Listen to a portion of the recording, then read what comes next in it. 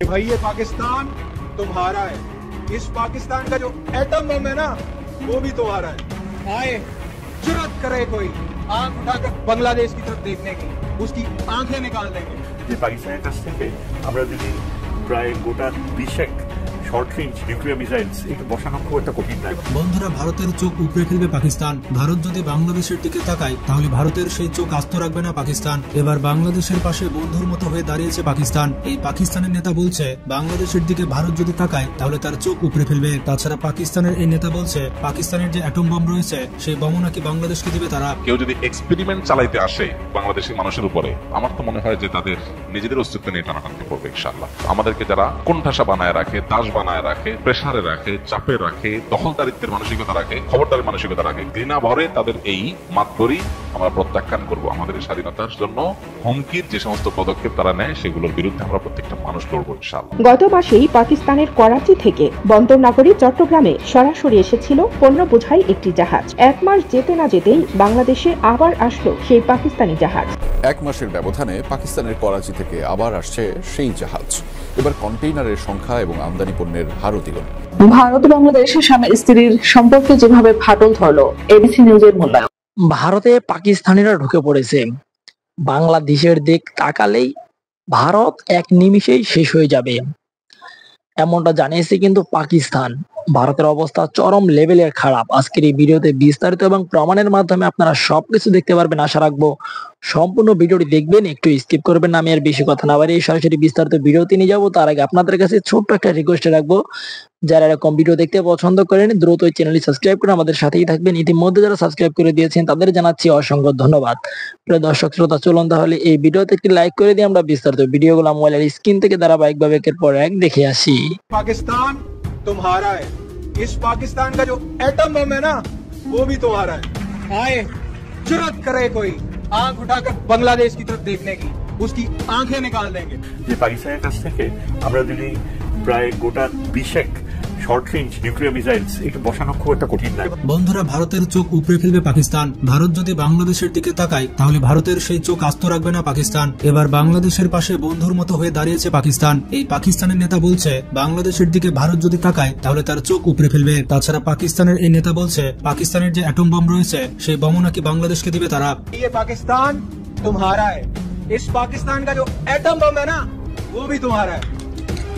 তার বক্তব্যে বোঝা যাচ্ছে বাংলাদেশ পাকিস্তান ভাই ভাই, আর সেখানে দাদা বাবুদের ঠাঁই নাই। বাংলাদেশকে নিয়ে ভারতের মিডিয়াগুলো লাগাতার গুজব ছড়িয়ে যাচ্ছে, আর সেটা কাল হয়ে দাঁড়িয়েছে দুই দেশের পারস্পরিক সম্পর্কে। সম্প্রতি ভারত বাংলাদেশ সম্পর্ক নিয়ে এক টক শোতে কথা বলেছেন অধ্যাপক শহীদুজ্জামান। ভারতের বাড়াবাড়ি থামানোর জন্য বাংলাদেশকে পাকিস্তানের সাথে জোট করার পরামর্শ দিয়েছেন তিনি বলেন পাকিস্তান থেকে আমরা 20 থেকে 30টা শর্ট রেঞ্জের নিউক্লিয়ার মিসাইল কিনতে পারি, আর সেই মিসাইলগুলো ভারতের দিকে তাক করে রাখতে পারি।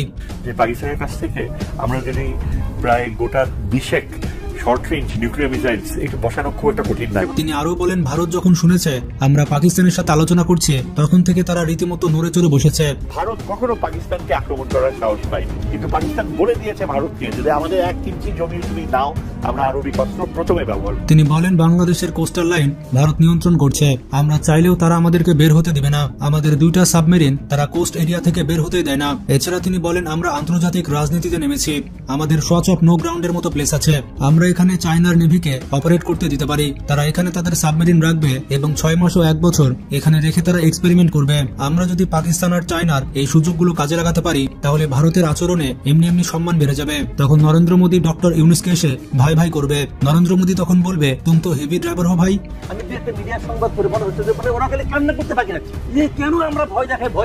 এদিকে বাংলাদেশ ও ভারতের চলমান অস্থিরতার মধ্যে পাকিস্তানের এক নেতার পুরনো ভিডিও ভাইরাল হয়। সোশ্যাল মিডিয়াতে তার এই ভিডিওটি ঘুরপাক খাচ্ছে।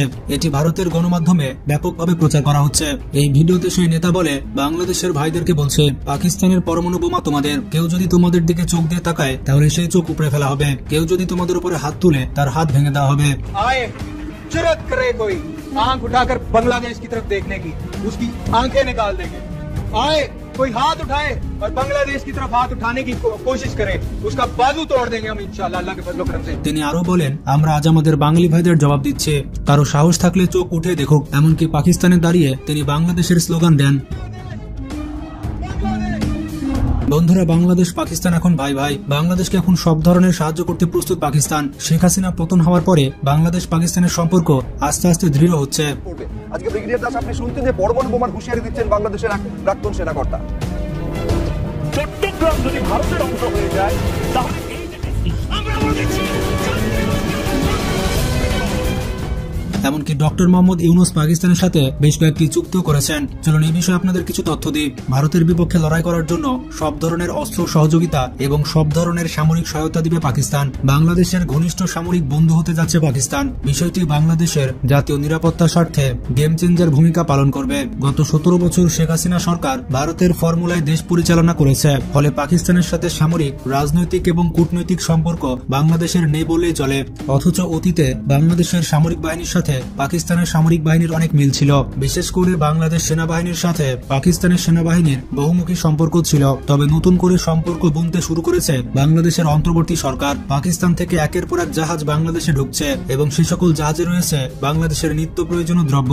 বিপরীতে পাকিস্তানের পক্ষ থেকে গঠন করা হয়েছে উচ্চ পর্যায়ের কমিটি, কেননা বাংলাদেশ পাকিস্তানের সম্পর্ক ঘনিষ্ঠ হলে অত্যন্ত চাপে থাকবে ভারত, যা উভয় দেশের নিরাপত্তাকে শক্তিশালী করবে। মনে রাখতে হবে, যে যত ভারত বিদ্বেষী সে তত দেশপ্রেমিক, আর যে যত দেশপ্রেমিক সে তত ভারত বিদ্বেষী। আমাদের মনে রাখতে হবে, বাংলাদেশ আর পাকিস্তানের একটাই শত্রু, আর সেটি হচ্ছে ভারত। পাকিস্তানের সাথে বাংলাদেশ সম্পর্ক ভালো করলে এটি বাংলাদেশের জন্য অত্যন্ত সুখবর বয়ে আনবে, আর বাংলাদেশ অনেক দিক থেকে লাভবান হবে। বাংলাদেশ সেনাবাহিনী অতীতে পাকিস্তান থেকে প্রশিক্ষণ গ্রহণ করত, তবে এই বিষয়টি দাদাবাবুদের আপত্তির কারণে পুরোপুরি বন্ধ করে দেয় শেখ হাসিনা সরকার, যা বাংলাদেশের নতুন সরকার বড় পরিসরে শুরু করবে। পাকিস্তান সেনাবাহিনীর স্পেশাল ফোর্স বা এসএসজি পৃথিবীর সব থেকে শক্তিশালী এবং ভয়ঙ্কর স্পেশাল ফোর্সের মধ্যে একটি। বিশেষ করে ভারতীয় সেনাবাহিনীর বিরুদ্ধে লড়াই করার তাদের দীর্ঘ অভিজ্ঞতা রয়েছে। ফলে বাংলাদেশ সেনাবাহিনী তাদের সিলেবাস অনুযায়ী যদি প্রশিক্ষণ গ্রহণ করে, তা ভারতীয় সেনাবাহিনীর বিরুদ্ধে অত্যন্ত কার্যকর হবে। বাংলাদেশ অতীতে গোলা বারুদ এবং বিভিন্ন সামরিক অস্ত্র পাকিস্তান থেকে ক্রয় করত, যা অন্তর্বর্তী সরকার নতুন করে শুরু করেছে। পাকিস্তানের প্রযুক্তির সাহায্যে বাংলাদেশের অর্ডিন্যান্স ফ্যাক্টরিতে বিভিন্ন ধরনের অস্ত্র তৈরি করা সম্ভব।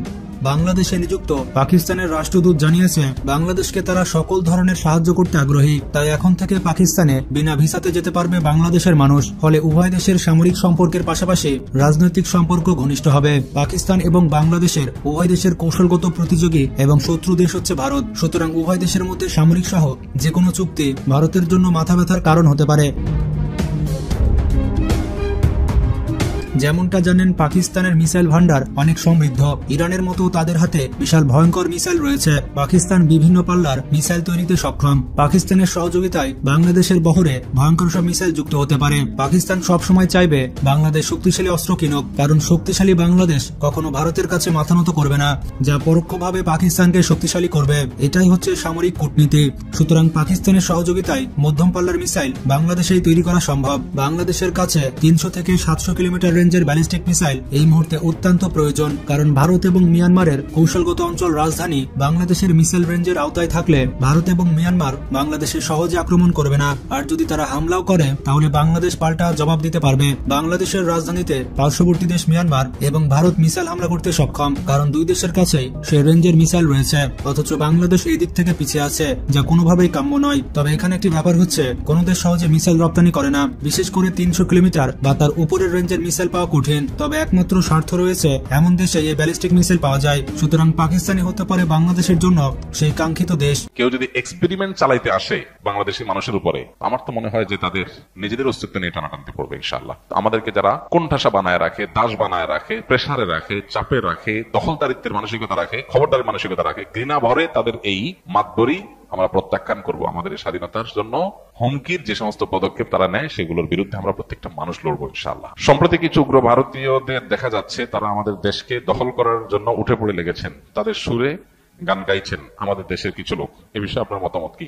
আমরা এই বিষয়ে বলেছি আলহামদুলিল্লাহ আমাদের আজকের খুতবাতে, যে আমরা যদি বাংলাদেশের মানুষ ঐক্যবদ্ধ থাকি এবং বাংলাদেশের মানুষের যত নেগেটিভ জিনিসই থাকুক না কেন, কিছু পজিটিভ জিনিস আমাদের দেশের মানুষের আছে আলহামদুলিল্লাহ। এর মধ্যে একটা জিনিস হলো, কোন দুর্যোগ যদি জাতীয় পর্যায়ে আসে, দেয়ালে যদি পিঠ থেকে যায়, তখন দেখা যায় আমাদের দেশের মানুষ ঐক্যবদ্ধ হয়ে যায়, সবাই কাঁধে কাঁধ মিলিয়ে নেমে যায়। এবং আলহামদুলিল্লাহ এটা আমাদের একটা শক্তির জায়গা। আরেকটা শক্তির জায়গা হলো, এদেশের বেশিরভাগ মানুষ মুসলমান। তারা যদি হিন্দুত্ববাদ দ্বারা আক্রান্ত হয়, প্রতিটা মানুষ আল্লাহকে খুশি করবার জন্য, তার জীবন দেওয়ার জন্য প্রস্তুত থাকবে ইনশাআল্লাহ। সো আমার মনে হয় না যে আমাদের এই প্রিয় স্বদেশকে কেউ তুড়ি মেরে উড়ি দিয়ে দখল করে নেবে, এই স্বপ্ন বাস্তবায়ন হবে এত সহজ না ইনশাআল্লাহ তাআলা। তবে এর জন্য আমাদেরকে ঐক্যবদ্ধ থাকতে হবে এবং সতর্ক থাকতে হবে, সচেতন থাকতে হবে। আমরা অনেকে দেখা যায় আজকাল বলি যে আমরা যুদ্ধ চাই, যুদ্ধ চাই। যুদ্ধ চাওয়া হাদিসে নিষিদ্ধ, আমরা যুদ্ধ চাইবো না। নবী সাল্লাল্লাহু আলাইহি ওয়াসাল্লামের শিক্ষা হলো আমরা আল্লাহর কাছে আমান বা নিরাপত্তা চাইবো, যুদ্ধ না। আমরা চাইবো আমাদের প্রতিবেশী দেশের সাথে আমাদের সম্পর্ক ভালো থাকুক, তারা আমাদের উপরে দাদাগিরি, খবরদারি, আমাদের উপরে মাতবরি, আমাদেরকে দাসসুলভ আচরণ করার মানসিকতা তারা ছেড়ে দেখ। এদেশের মানুষ বহু সহ্য করেছে, এই বিষয়ে দেশের মানুষ আর সহ্য করবে না। প্রত্যেকটা মানুষ ক্ষোভে ফুঁসে উঠছে, এটা তাদের বোঝা উচিত। তারা যদি এটা বুঝেন তাহলে ভালো প্রতিবেশী হয়ে আমরা থাকতে পারি, বসবাস করতে পারি, সেটা তাদের জন্য কল্যাণের, আমাদের জন্য কল্যাণের। তা না হলে এদেশের মানুষ এই জাতীয় দুর্যোগে কাঁধে কাঁধ মিলিয়ে শুধু মুসলমান নয়, অন্য ধর্মাবলম্বী আমরা আশা করি তাদের উল্লেখযোগ্য সংখ্যক মানুষ এদেশের স্বাধীনতা, সার্বভৌমত্ব এবং জাতীয় স্বার্থ রক্ষা করার জন্য কাঁধে কাঁধ মিলিয়ে কাজ করবে ইনশাআল্লাহ তাআলা। আমার মনে হয় এটা তারাও জানে, আমাদের প্রতিবেশী ভাইরাও জানেন যে বাংলাদেশের মানুষ তাদের জাতীয় দুর্যোগে তারা কিভাবে কাঁধে কাঁধ মিলিয়ে দাঁড়ায়। বহুবার আমরা এটা প্রমাণ করেছি, জাতি এটা প্রমাণ করেছে যে জাতীয় দুর্যোগে মানুষ ঐক্যবদ্ধ হয়ে যায়, সকল ভেদাভেদ মানুষ ভুলে যায়। সেটা আবারও প্রয়োজন হলে মানুষ করবে।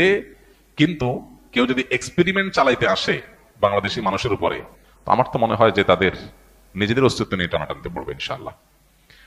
এই জন্য আমাদের ইমানকে বৃদ্ধি করতে হবে, আমাদের চেতনাকে জাগ্রত করতে হবে।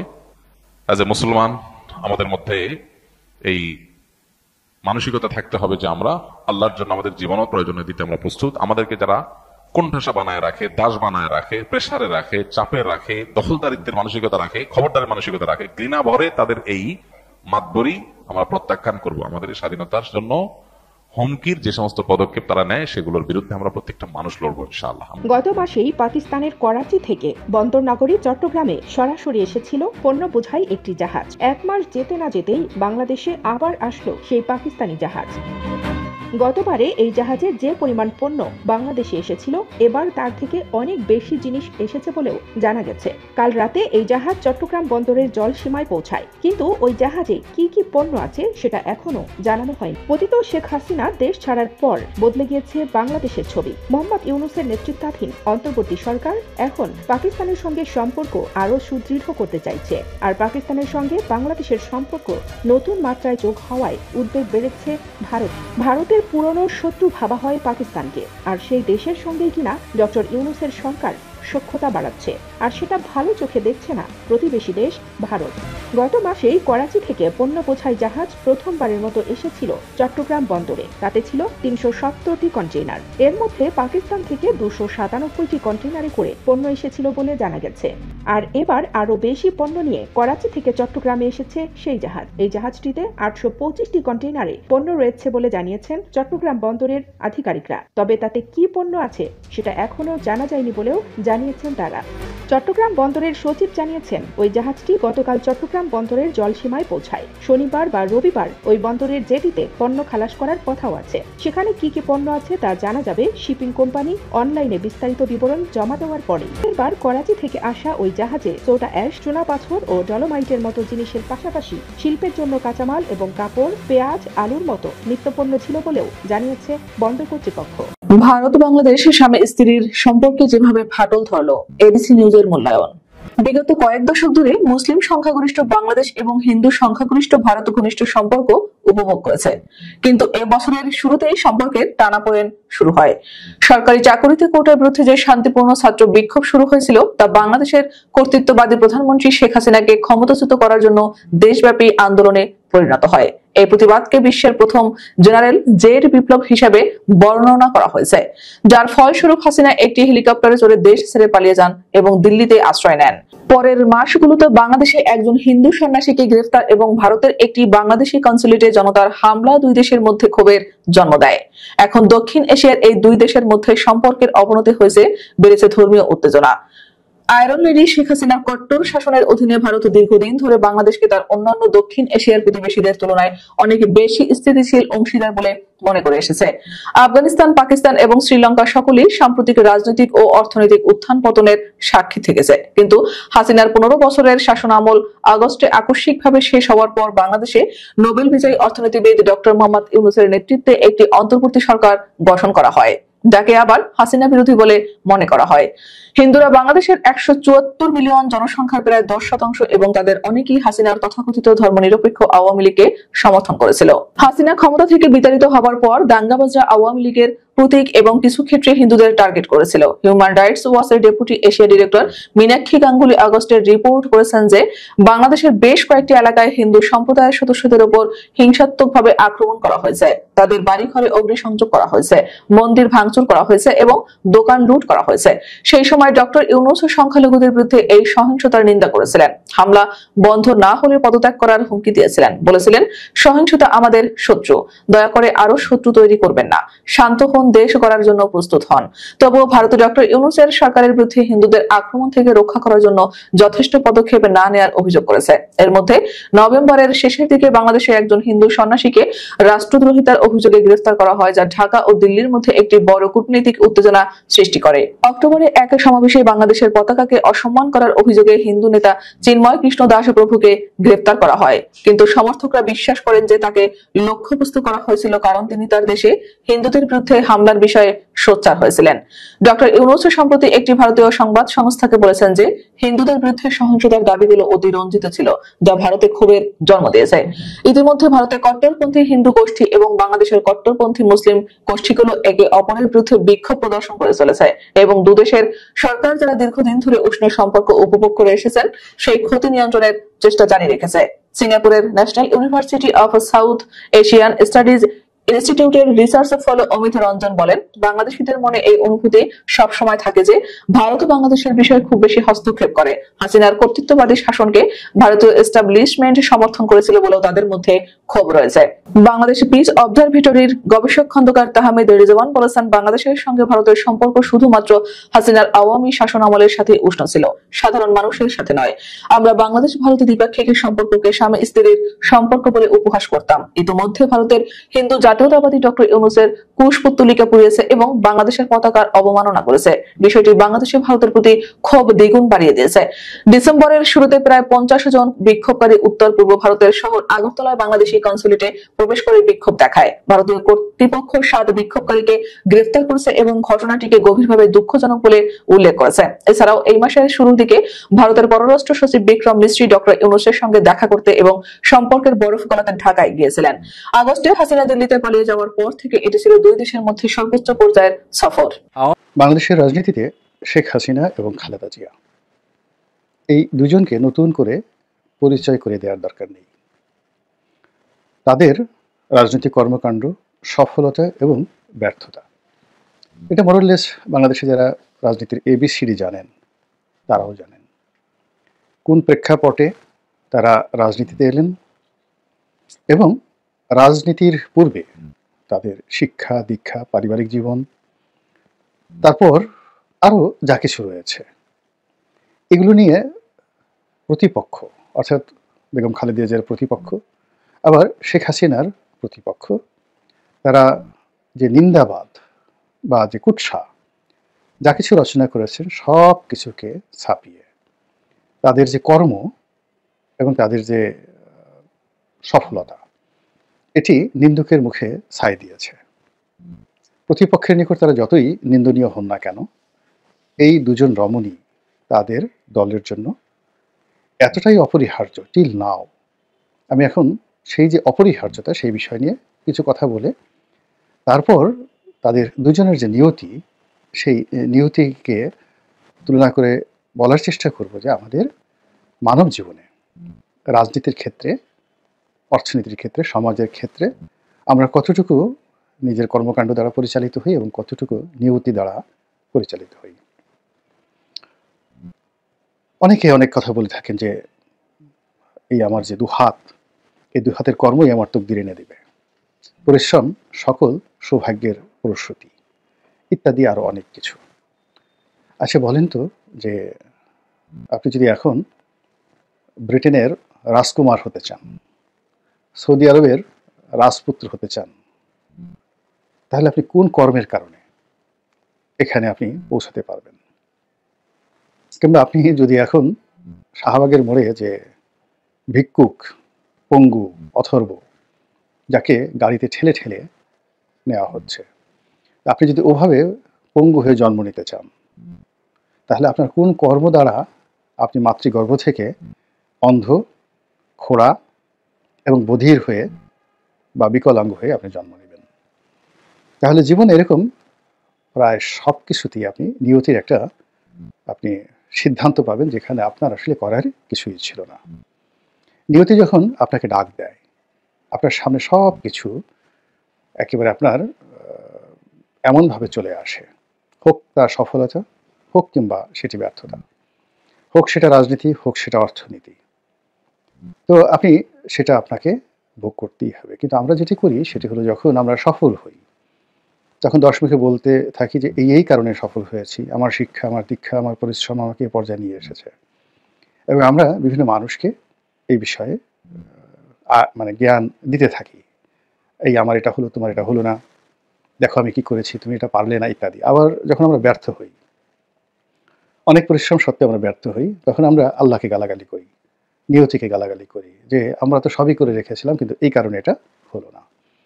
তো এইরকম নিয়তির একটা জটিল আবর্তে বাংলাদেশের শেখ হাসিনা এবং বেগম খালেদা জিয়া রাজনীতিতে এলেন। যদি 75-এর 15ই আগস্ট না হতো, বঙ্গবন্ধু সপরিবারে নিহত না হতেন, শেখ হাসিনার রাজনীতি কখনই সম্ভব ছিল না। তো কাজেই শেখ হাসিনার জীবনে যদি সফলতা ধরেন, তাহলে প্রথমে বলতে হবে যে 75-এর 15ই আগস্ট থেকেই তার এই সফলতা শুরু হয়েছে। আবার যদি ব্যর্থতা ধরেন, সেটিও সেই 75-এর 15ই আগস্ট থেকে তার এই ব্যর্থতা শুরু হয়েছে। একইভাবে বেগম জিয়া, যদি শহীদ প্রেসিডেন্ট জিয়াউর রহমান উনি চট্টগ্রামের সার্কিট হাউসে জেনারেল আবুল মঞ্জুরের বিদ্রোহী বাহিনী কর্তৃক নির্মমভাবে শহীদ না হতেন, কোনো অবস্থাতেই বেগম খালেদা জিয়াকে আমরা আজকের এই অবস্থানে পেতাম না। তো কাজে এই দুজন রমণীকে যে আমরা রাজনীতিতে পেয়েছি, প্রথম কারণটি হলো যে নিয়তি তাদের উভয়ের জীবনে একটা মারাত্মক দুর্ঘটনা ঘটিয়েছে এবং সেই দুর্ঘটনার প্রেক্ষিতে তারা এই রাজনীতিতে আসার জন্য একটা সুযোগ পেয়েছেন। দ্বিতীয়ত, তারা কখনোই এই বঙ্গবন্ধুর হত্যাকাণ্ডের পর কিংবা জিয়াউর রহমানের হত্যাকাণ্ডের পর তারা রাজনীতিতে আসবেন এরকম তাদের ইচ্ছা অভিলাষ কখনোই ছিল না। আমাদের এই সমাজের কিছু যারা রাজনৈতিক নেতৃবৃন্দ রয়েছেন, বিএনপির নেতৃবৃন্দ বা আওয়ামী লীগের নেতৃবৃন্দ, তারা পারছিলেন না কোনো অবস্থাতে নিজেদের দক্ষতা, যোগ্যতা, অভিজ্ঞতা দ্বারা দলীয় রাজনীতি সামাল দিতে পারছিলেন না।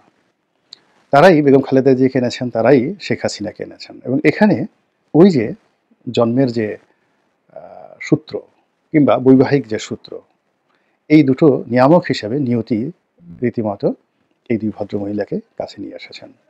তাদের বয়স সমসাময়িক, খুব বেশি দিনের ডিফারেন্স নয়। এবং বাংলাদেশের যে উত্তাল রাজনৈতিক দিনগুলো, বিশেষ করে 1971 সন থেকে, এরা বহু রাজনৈতিক টানাপোড়েন, ঘটনা, দুর্ঘটনার সাক্ষী। 1971 সনে তিনি যেভাবে বন্দী ছিলেন শেখ হাসিনা, এবং বন্দী অবস্থাতে তার যে গর্ভে সন্তান আসে। আবার সেই 71 সনে বেগম খালেদা জিয়া, তাকে পালিয়ে বেড়াতে হয়েছে এবং তিনি বেশ কিছুদিন সেনাবাহিনীর হাতে বন্দী ছিলেন। এর কারণ হলো তার স্বামী একেবারে রীতিমতো পাকিস্তান সেনাবাহিনীর বিরুদ্ধে বিদ্রোহ করে মুক্তিযুদ্ধে সরাসরি যুদ্ধে অংশগ্রহণ করেছিলেন। ফলে 71-এর সেই দিনগুলো তার জন্য ছিল বিভীষিকাময়, বিভৎস এবং প্রাণ সংহারী। এবং কোনো অবস্থাতে যদি পাকিস্তানি মিলিটারি জয়লাভ করত, তাহলে শহীদ প্রেসিডেন্ট জিয়াউর রহমান তার কোর্ট মার্শাল হতো এবং এই পরিবারটি হয়তো ভ্যানিশ হয়ে যেতেন। যা হোক, তারা রাজনীতিতে এলেন, কিন্তু তাদের উভয়ের মধ্যে যেটি ছিল, ঈর্ষা ছিল, ক্রোধ ছিল, একে অপরকে ছোট করার প্রবৃত্তি ছিল। এবং তাদের আশেপাশে যে সকল পুরুষ ছিলেন বা আছেন, তারা যখনই যে ক্ষমতায় ছিলেন, অর্থাৎ বেগম জিয়া যখন ক্ষমতায় ছিলেন অথবা শেখ হাসিনা যখন ক্ষমতায় ছিলেন, তার আশেপাশের যারা পুরুষ, আমি এদেরকে সুপুরুষ বলবো না, অবশ্যই কাপুরুষ, তারা এই দুই মহিয়সী রমণীকে পরস্পরের বিরুদ্ধে রীতিমতো ব্যবহার করেছেন, বিষোদ্গার করিয়েছেন, অনেকটা লেলিয়ে দিয়েছেন। এবং এই কারণে আমাদের এই পুরুষের কারণে দেখা গেল নারী জাতির যে মাধুর্যতা, মাতৃময়তা এবং তাদের যে অপার সৌন্দর্য, তাদের যে সফলতা, এটার কীর্তিগাথা বাংলাদেশে অঙ্কিত হয়নি।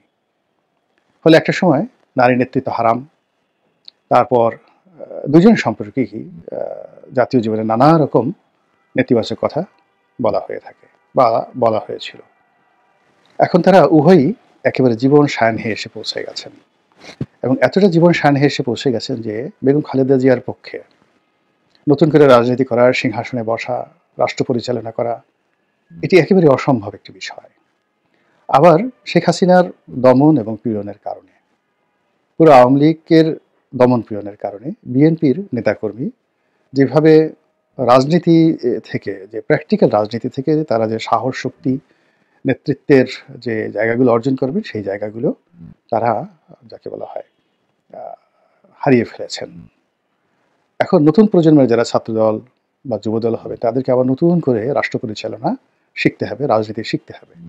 অতীতে যারা শিখেছেন তারা গত এই 20 বছর ধরে, অলমোস্ট 20 বছর, 2006 থেকে বা 5 থেকে ধরুন, এই দুরবস্থা তাদের চলে আসছে। তো এই দুরবস্থার মধ্যে অবদমিত হতে হতে হতে হতে এখন যারা আছেন, যারা 2005 সালের আগে নেতৃত্বে ছিলেন, তারা সবাই বলতে গেলে অ্যাবান্ডেন্ট হয়ে গেছেন, এবং এর দায় আওয়ামী লীগ কোনো অবস্থাতেই এড়াতে পারবে না। রাজনীতির একটা বিরাট শূন্যতা, এবং নেতাকর্মীদের এই দুরবস্থা দেখে দেখে বেগম খালেদা জিয়া তিনি অবশ্যই হতোদ্যম হয়ে পড়েছেন। তার শারীরিক, তার মানসিক এই জিনিসগুলো নষ্ট হয়ে গেছে। ফলে তিনি এবং তার পরিবার বাংলাদেশের প্রেক্ষাপটে যে কাজটা কখনই করেননি, সেই জিনিসগুলো তাকে করতে হয়েছে।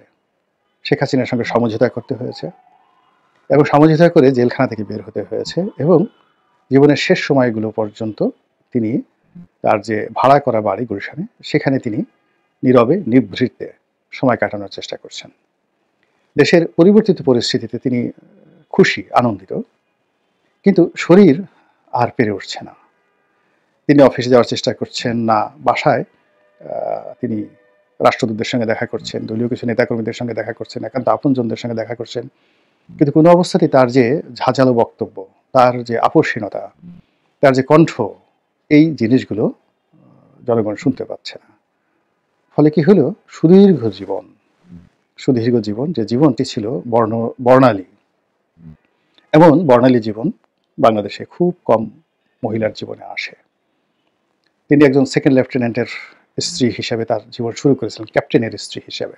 তিনি তার যখন বিয়ে হয় তখন পাকিস্তান মিলিটারিতে জিয়াউর রহমান ক্যাপ্টেন, এবং পুরো পাকিস্তান জমানাতে তার যে এলিট জীবন, মানে একটা নির্বিবাদ, ঝঞ্ঝাটহীন, আভিজাত্যপূর্ণ জীবন। এর কারণ হলো তখন পুরো এশিয়ার মধ্যে পাকিস্তান মিলিটারিতে যারা চাকরি করতেন কমিশন র্যাঙ্কে, তাদের বেতন ভাতা আভিজাত্যের সঙ্গে অন্য কোনো পেশা শ্রেণীর তুলনা করা যেত না। ওটা তিনি পেয়ে এসেছেন। স্বাধীনতার পরে তিনি উপ সেনাপ্রধান হলেন, তার স্বামী, তারপর সেনাপ্রধান, তারপরে রাষ্ট্রপ্রধান, সরকার প্রধান, এরপর তার নিজের ক্যারিয়ার। এটা গেল সফলতা, একদম চূড়ান্ত। একটা নারীর জীবনে বাংলাদেশে 100 নয় 1000 বছরে আপনি দ্বিতীয় খালেদা জিয়া পাবেন না।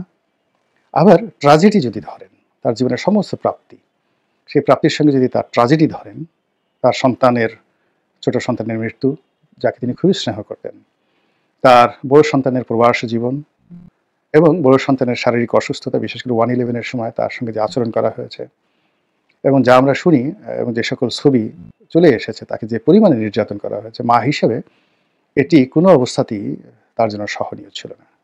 এই বয়সে তিনি তার নাতি পুতি সবাইকে নিয়ে একত্রে থাকবেন, এটিও তার জন্য সম্ভব হচ্ছে না। ফলে তার স্বামীর যে নির্মম মৃত্যু, যাকে তিনি সত্যিকার অর্থে ভালোবাসতেন, তাদের ছিল প্রেমময় একটা দাম্পত্য জীবন, সুখী দাম্পত্য জীবন, ভালোবাসে মানে জিয়াউর রহমান তাকে বিয়ে করেছিলেন। তো সেই জীবনটা তার একেবারে যৌবনের প্রারম্ভে শেষ হয়ে যায়। ফলে পৃথিবীর কোনো ধনসম্পদ দিয়ে কখনোই তার সঙ্গে তুলনা করা যাবে না। একইভাবে শেখ হাসিনাকে যদি চিন্তা করেন, তিনিও বলতে গেলে রাজকুমারী। 1954-এ শেখ হাসিনার কত বয়স, তখন তার বাবা মন্ত্রী, 1954 সালে তার বাবা মন্ত্রী। তো সেই থেকে তাদের যে রাজকীয় জীবন, পুরো বাংলাদেশের 7.5 কোটি বাঙালির যে আশ্রয়স্থল ঠিকানা হিসাবে 32 নম্বর যেভাবে স্বর্ণাক্ষরে লিখিত রয়েছে বাংলাদেশের মন এবং মননে, ওই রাস্তা এখন আর 32 নম্বর নেই, কিন্তু 32 নম্বর থেকে যাবে, কিয়ামত পর্যন্ত থেকে যাবে। তো ওই 32 নম্বরের বড় কন্যা, বড় রাজকুমারী হিসেবেই শেখ হাসিনার কিন্তু বেড়ে ওঠা। তিনিও যে ট্র্যাজেডির শিকার হয়েছেন, তার ভাই বোন আত্মীয় স্বজন যেভাবে মারা গিয়েছে, সারা পৃথিবীর ধন সম্পদ যদি তাকে দেওয়া হয় এবং অন্যদিকে যদি বলা হয় এগুলো সব বুড়িগঙ্গাতে ফেলে দিতে হবে, বিনিময়ে তুমি তোমার পিতামাতা আত্মীয় স্বজনকে ফিরে পাবে। তিনি হয়তো দ্বিতীয়টা বেছে নিতেন। তো তিনি সেই যে ক্ষমতায় যখন গিয়েছেন, তিনি বুঝতে পারেননি যে তার কার সঙ্গে নিয়তি বাধা রয়েছে। আমরা অনেক সময় বুঝতে পারি না। যেমন দেখা গেল যে আপনার বাসাটা কাজের লোক, আল্লাহ রাব্বুল আলামিন সেই কাজের লোকের সঙ্গে আপনার রিজিককে নির্ধারণ করে দিয়েছে। বাংলাদেশের রাজনীতিতে শেখ হাসিনার জন্য খালেদা জিয়া, আর খালেদা জিয়ার জন্য শেখ হাসিনা, এটি আমি যতটুকু বুঝতে পেরেছি এটা নিয়তির একটা বন্ধন। শেখ হাসিনা সেই সময় ভালো ছিলেন যখন খালেদা জিয়া ভালো ছিল, আর খালেদা জিয়া সেই সময়টাতে ভালো ছিলেন যখন শেখ হাসিনা ভালো ছিল। যখন তারা একে অপরকে আক্রমণ করার চেষ্টা করেছেন, সেটা বা একে অপরকে ছোট করার চেষ্টা করেছেন, কিংবা একজন বিপদে পড়েছেন, যে কোনো কারণেই হোক, আমি কাউকে ছোট করতে চাই না, অমনি অটোমেটিক্যালি প্রকৃতিগতভাবে অপরজন বিপদে পড়েছেন। 21শে আগস্টের গ্রেনেড হামলা খালেদা জিয়ার উপর যে মানসিক চাপ দিয়েছে, তাকে রাজনৈতিকভাবে যতটা পিছিয়ে দিয়েছে, তিনি এর সঙ্গে মনে করেন যে একেবারে 100টাও হয়তো তিনি জানতেন না, কিন্তু এ দায় তাকে নিতে হয়েছে। আবার বেগম খালেদা জিয়াকে জেলে নিয়ে তাকে ছোট করতে গিয়ে শেখ হাসিনা যে পরিমাণ অস্বস্তির মধ্যে পড়েছেন, যে পরিমাণ তার ইমেজ ক্ষুণ্ণ হয়েছে, এবং তিনি যেভাবে এই কাজ করতে গিয়ে সাইকোপ্যাথে পরিণত হয়েছেন, যার পরিণতিতে একটা সময় এসে তার ভালো মন্দ আলাদা করার ক্ষমতা চলে গিয়েছিল। মানুষের মধ্যে যখন প্রতিহিংসা খুব বেশি জাগ্রত হয়ে যায়, তখন তার বিবেক কাজ করে না, আবেগও কাজ করে না, সে শুধু কেবলই মাত্র একজন অত্যাচারী হিসেবে এই জমিনে আবির্ভূত হয়। তো শেখ হাসিনা খালেদা জিয়ার প্রতি যে নিষ্ঠুর আচরণ করেছেন, সেই নিষ্ঠুর আচরণের প্রেক্ষিতে তাকে শুধু বারবার ওই যে নিজের যে নিষ্ঠুরতা, সেই নিষ্ঠুরতা দিকে যেতে হয়েছে। এখন এই যে 2024 সনের এই সময়টিতে বেগম খালেদা জিয়া অসুস্থ, আর শেখ হাসিনা দেশান্তরী, যে যাই বলুক না কেন, এখান থেকে এই দুজনের আর ফিরে আসা সম্ভব নয়। সেই সানাই, সেই নহবত আর বাঁচবে না, সে যৌবন আর কখনো ফিরবে না, সে রাজনীতির সুবাতাস আর কখনো বইবে না। মাঝখান থেকে কি হলো? নিয়তির যে কূটকৌশল, নিয়তির যে পরিণতি, নিয়তির যে বন্ধন, এই দুটো বিষয় সম্পর্কে এই উভয়ের সতর্ক একটি দৃষ্টিভঙ্গি না থাকার কারণে তারা একে অপরের পরিপূরককে রীতিমতো হত্যা করার চেষ্টা করেছেন, সামাজিকভাবে, রাজনৈতিকভাবে, মানসিকভাবে, অনেকটা ক্যারেক্টার অ্যাসাসিনেশনের ক্ষেত্রে। আপনি চিন্তা করেন মতিউর রহমান রেন্টুর যে বই আমার ফাঁসি চাই, কোন আমলে কিভাবে এটি ছাপা হয়েছিল, কিংবা বেগম খালেদা জিয়াকে নিয়ে, তার চরিত্র নিয়ে যে সবচেয়ে কুৎসিত মন্তব্যগুলো গণভবন থেকে যেভাবে করা হয়েছে, কারা করেছিল, কিভাবে করেছিল। কিন্তু এই দুজন একবারও টের পাননি যে তাদের উত্থান একই সঙ্গে, একই সময়, তাদের বয়স সেম, এবং বাংলাদেশের রাজনীতিতে দুজন মানুষ, দুজন নারী একে অপরের পরিপূরক হিসেবে আল্লাহ রাব্বুল আলামিন যে সুযোগ দিয়েছিলেন, সেই সুযোগটা তারা উভয়ই কাজে লাগাতে পারেননি। ফলে নিয়তি এখন তাদের উভয়কে নিয়ে টান দিয়েছে।